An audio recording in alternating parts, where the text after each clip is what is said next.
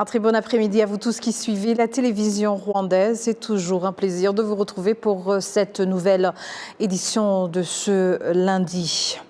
Les jeunes Rwandais vivant ou étudiants à l'étranger, les élèves des écoles internationales secondaires, les étudiants des universités, ainsi que les meilleurs participants de la 13e promotion de l'Urugerero rw'Inkomezabigwi ont affirmé que leur participation à la 16e édition d'Itorero Indangamirwa a renforcé leur connaissance de l'histoire du Rwanda et des valeurs qui caractérisent l'identité rwandaise. Cette édition qui se déroule au centre d'entraînement militaire de Gabiro dans les districts de Gatsibo a débuté le 1er juillet et va se poursuivre jusqu'au 10 août 2026. Les participants ont estimé que cette formation a profondément transformé leur vision du pays et qu'ils retourneront dans leur lieu de résidence ou d'études prêts à représenter dignement le Rwanda. Kamikaze Kwezi, une Rwandaise vivant en France et étudiante en médecine à Lyon, a expliqué que sa participation à cette session a répondu à son désir de mieux connaître les origines et l'histoire de son pays.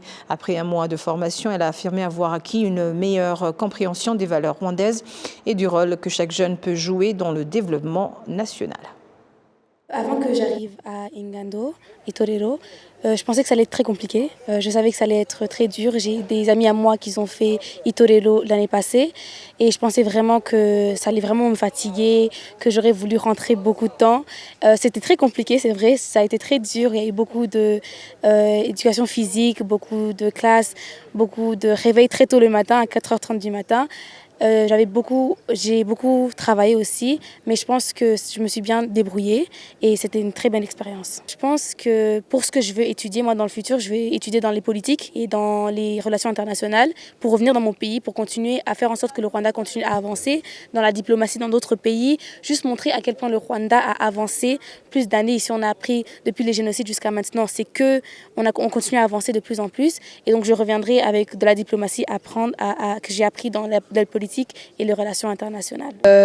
Premièrement, serait, je pense, la confiance. Des fois, c'est dur parce qu'il y a des idéologies qui sont toujours en Europe, qui veulent toujours nous diviser. Donc le fait de toujours avoir cette confiance, toujours tenir debout et accepter qu'on est un et savoir se respecter. Et le fait de ne pas avoir peur d'approcher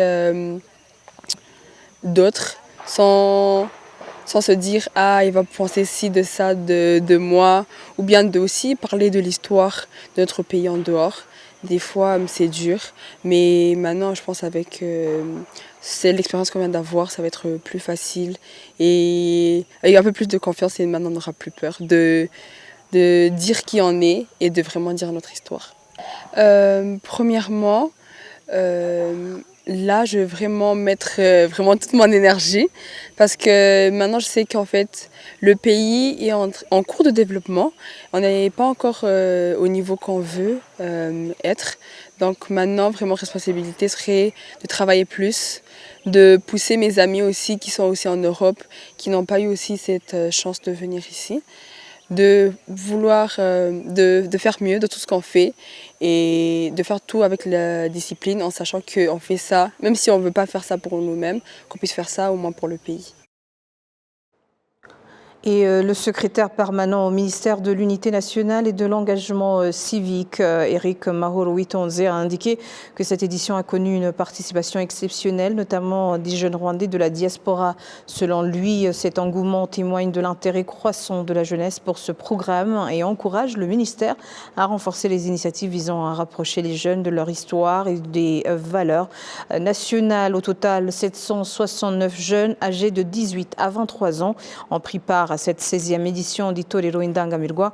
Il représente différentes catégories, notamment les Rwandais vivant et étudiants à l'étranger, les élèves des écoles internationales secondaires, les étudiants des universités, ainsi que les meilleurs participants de la 13e promotion de l'Urugerero rw'Inkomezabigwi. Près de 2 semaines après le lancement de la plateforme eCash qui permet désormais les transferts d'argent entre toutes les banques et les opérateurs des services financiers numériques, le nombre des transactions quotidien a fortement progressé selon R-Switch, l'entreprise qui supervise ce système. Les opérations enregistrées chaque jour ont été multipliées par plus de 6. Plus de détails avec Jean-Benoît Michel. Depuis le 14 juin 2026, les transferts d'argent allant jusqu'à 10 millions de francs rwandais effectués via eCash ne doivent pas coûter plus de 20 francs rwandais par opération, conformément aux directives de la Banque nationale du Rwanda. Une tarification jugée avantageuse par plusieurs utilisateurs, même si certains appellent encore à des améliorations techniques du service. Il arrive parfois que quelqu'un vous montre qu'il a envoyé l'argent. Mais lorsque vous vérifiez votre solde, il n'apparaît pas. Entre-temps, le client est déjà parti et vous perdez cet argent. On finit par recevoir l'argent, mais parfois avec un retard qui empêche de l'utiliser immédiatement. Nous souhaitons que ces problèmes soient corrigés, afin que les transferts effectués par eCash soient instantanés et plus efficaces. D'après les données de R-Switch, après seulement 12 jours d'activité, la plateforme qui relie désormais les banques et les opérateurs de télécommunications enregistre entre 600 et 700 000 transactions par jour, contre environ 100 000 auparavant. Pour Alphonsine Niyongura, responsable en sait de R-Switch, des mécanismes d'assistance ont été mis en place pour accompagner les utilisateurs en rencontrant des difficultés. Les institutions financières ont été préparées, notamment leurs services clients. Nous demandons aux citoyens qui rencontrent un problème de contacter leur institution financière afin de recevoir l'assistance nécessaire. Pour les transactions où l'argent semble disparaître temporairement, un système de gestion des réclamations existe et permet aux institutions connectées à eCash d'identifier les problèmes rencontrés par les clients et les résoudre. Du côté de la Banque nationale du Rwanda, les premiers problèmes observés seraient également liés à la période d'adaptation à ce nouveau système. C'est le Chris Musonera Songa, responsable des services financiers numériques à la BNR. Certains utilisateurs n'ont pas encore pleinement compris les nouveaux modes d'utilisation.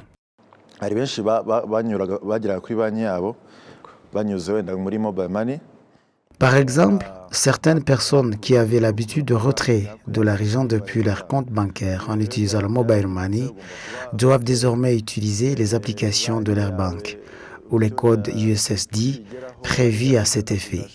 Beaucoup ne maîtrisent pas encore ces nouveaux outils. C'est pourquoi nous menons cette campagne de sensibilisation.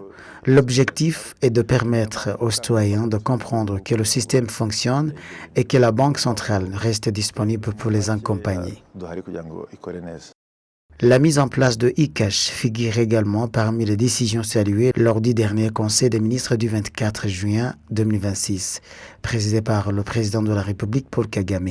Le gouvernement a présenté cette plateforme comme une avancée majeure dans la modernisation des paiements numériques au Rwanda. Elle permet désormais des transferts instantanés entre les banques, les prestataires de services financiers numériques, les institutions de microfinance et d'autres acteurs financiers.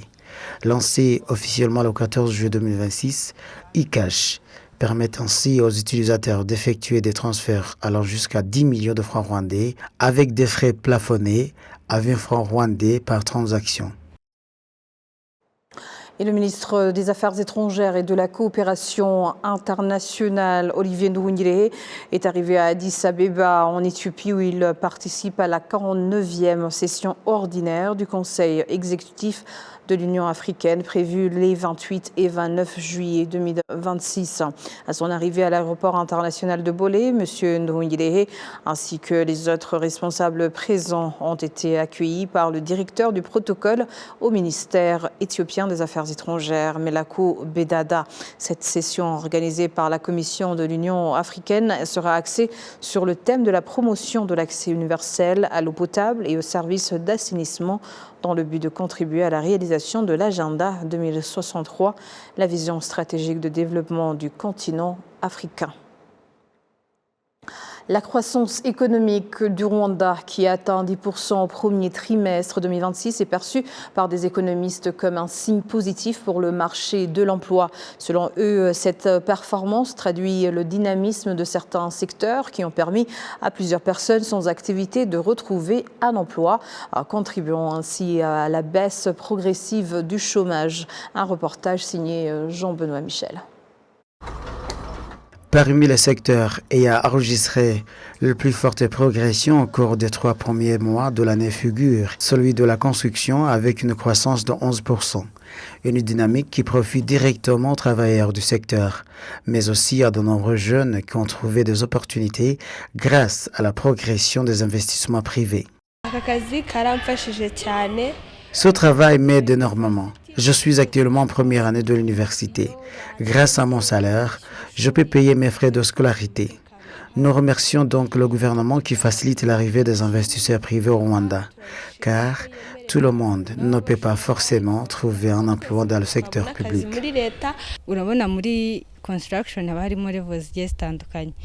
Dans le domaine de la construction, il existe plusieurs niveaux de responsabilité. Les chefs d'équipe, les ingénieurs de chantier, les chefs de projet ou encore les directeurs. Mon ambition est de devenir directrice technique ou pourquoi pas de créer ma propre entreprise dans ce secteur. Selon l'enquête sur la population active, le taux de chômage au Rwanda s'établissait à 13,4% en mai 2026, soit environ une personne sur 7 en âge de travailler sans emploi. Les entrepreneurs rwandais et étrangers estiment que la construction, le commerce et les services figurent parmi les secteurs qui offrent aujourd'hui le plus d'opportunités d'emploi.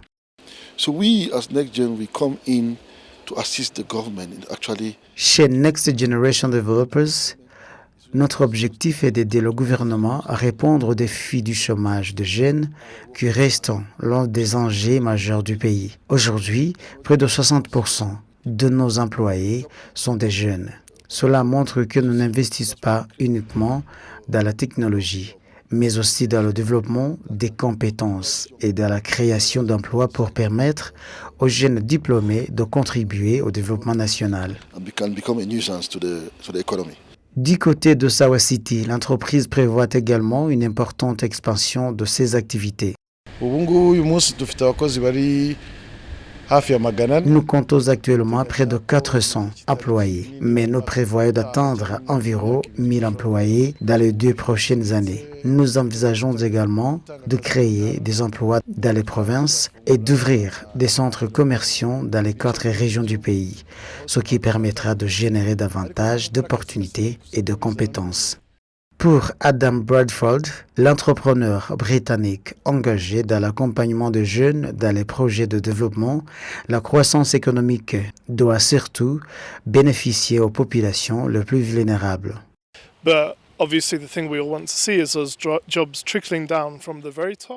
L'essentiel est que les bénéfices de la croissance ne restent pas uniquement concentrés au sommet, mais qu'ils atteignent les populations qui ont le plus besoin d'opportunités, notamment celles dont la vie quotidienne dépend des revenus stables. Il est encourageant de voir le Rwanda poursuivre son développement économique. En tant qu'investisseurs, nous voulons contribuer à créer des emplois pour les Rwandais et à bâtir une économie plus inclusive. C'est pourquoi nous accordons une attention particulière aux jeunes, aux femmes et aux populations qui avaient moins accès aux opportunités économiques. En fait de renforcer davantage le secteur industriel, considéré comme un moteur important de croissance et de création d'emplois, le gouvernement a mis en place un mécanisme destiné à faciliter l'accès des industriels à des financements abordables. Le Premier ministre Dr Justin Sangiumva explique que le Private Sector Support Fund permettra aux entreprises d'obtenir de crédits à des taux inférieurs à 10% afin d'augmenter leur investissement et leur capacité de production. Il s'agit d'un programme visant à faciliter l'accès des industriels à des financements à un taux inférieur à 10%, grâce aux fonds créés par le gouvernement pour soutenir le secteur privé. L'objectif est d'augmenter les investissements industriels, d'accroître la production, de créer des emplois, de donner davantage de valeur ajoutée aux produits fabriqués localement et de renforcer les exportations. Entre juin 2024 et juin 2026, le Rwanda a enregistré des projets d'investissement privés évalués à près de 8 milliards de dollars américains. Selon les autorités, ces investissements devraient permettre de créer environ 118 000 emplois dans les prochaines années. Les maladies qui touchent le cerveau et le système nerveux peuvent avoir de graves conséquences sur la santé. Parmi elles figure l'encéphalite, une inflammation du cerveau souvent causée par des infections virales, mais qui peut également être liée à d'autres agents infectieux et à des maladies transmises par des animaux. Lorsqu'elle n'est pas traitée rapidement, elle peut entraîner des séquelles importantes, des handicaps permanents, voire la mort. Les principaux signes sont notamment la fièvre, les maux de tête, les troubles de conscience, les convulsions ou des changements inhabituels du comportement. Les spécialistes recommandent de consulter rapidement dès l'apparition de ces symptômes afin d'éviter les complications. La prévention repose également sur l'hygiène, la protection contre certaines infections et une attention particulière aux signes de la maladie, notamment chez les enfants. Selon l'Organisation mondiale de la santé, l'encéphalite constitue un problème majeur de santé publique, particulièrement chez les enfants de moins de 5 ans. D'après l'étude internationale Global Burden of Disease 2021, environ 1,49 million de personnes contractent une encéphalite chaque année dans le monde. Plus de 4,6 millions de personnes vivent avec des séquelles à long terme liées à cette maladie, tandis qu'environ 92 000 décès sont enregistrés chaque année. Face à ces chiffres, les professionnels de santé ont appelé à renforcer la sensibilisation et à privilégier un diagnostic précoce pour améliorer la prise en charge des patients.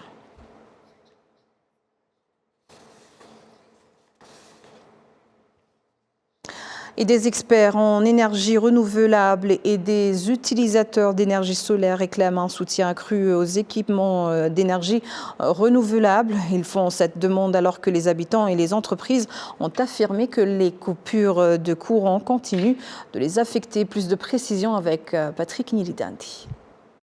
À Kigali et dans d'autres parties du pays, les coupures de courant sont fréquentes. Elles sont souvent suivies des communiqués de Rwanda Energy Corporation, REG en sigle, expliquant la cause du problème. La société en charge de la production, du transport et vente de l'énergie électrique au Rwanda. Les commerçants de produits alimentaires et des boissons périssables, dont les réfrigérateurs et congélateurs, tombent souvent en panne, ainsi que les prestataires de services utilisant l'électricité affirment que ces coupures ont un impact majeur sur leur activité.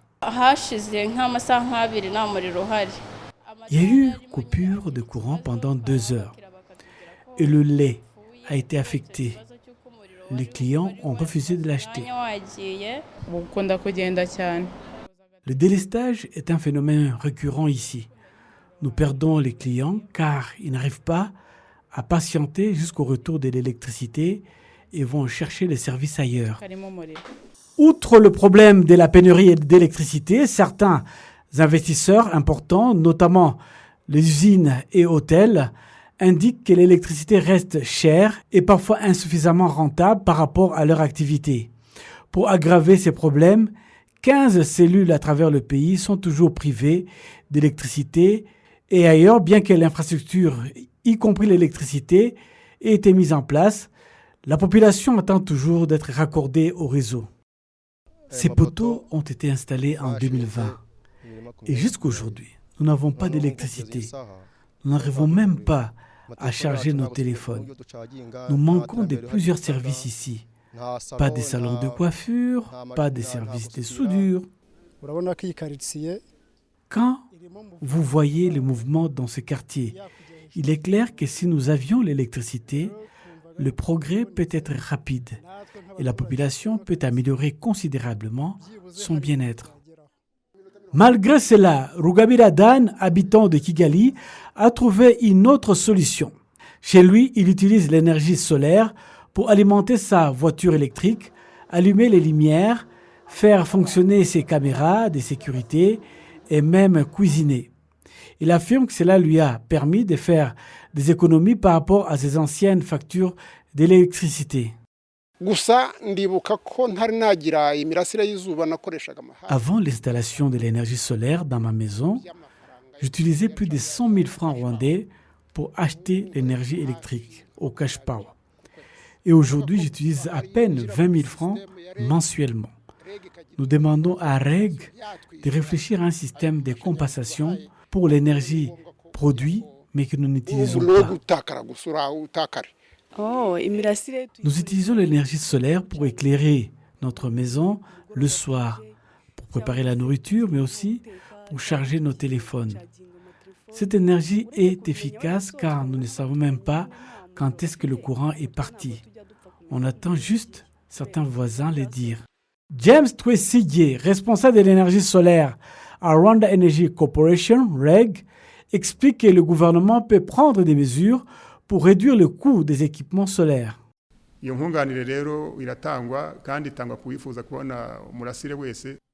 apportons notre soutien pour ceux qui veulent bénéficier de l'énergie solaire, mais nous pensons prévoir pour certaines parties qui n'ont pas encore bénéficié d'une ligne électrique habituelle.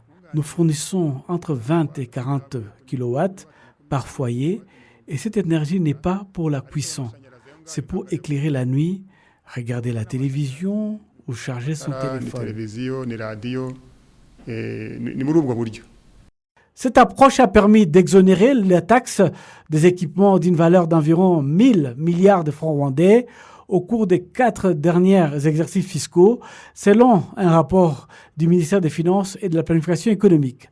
Cependant, les acheteurs et vendeurs de panneaux solaires estiment que le coût est élevé et qu'un soutien gouvernemental accru est nécessaire.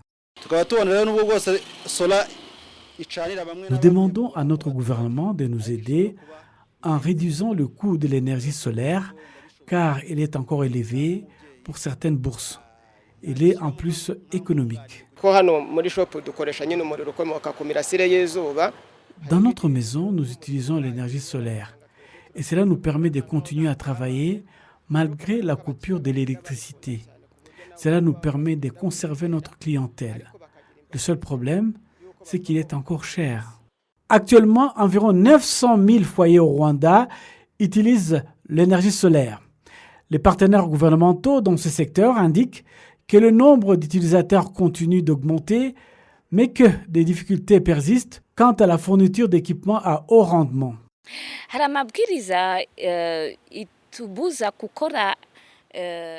y a une directive qui nous empêche d'utiliser plus de 100 kW pic de l'énergie solaire.